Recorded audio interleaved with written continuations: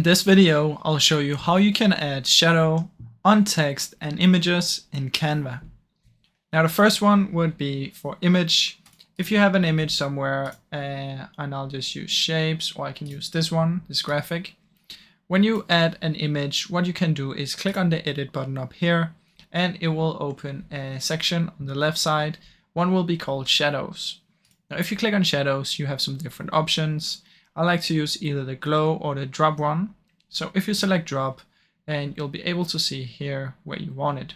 So you can choose the intensity like this, and you can also choose distance like this, and which angle you want it to be.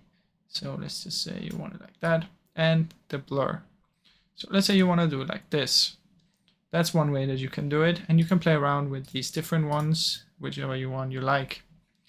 And if you want to do it on a text, what you have to do is just add the text, add some text, let's just call it YouTube. Then what you want to do is hit up to effects again, and there's one called shadow.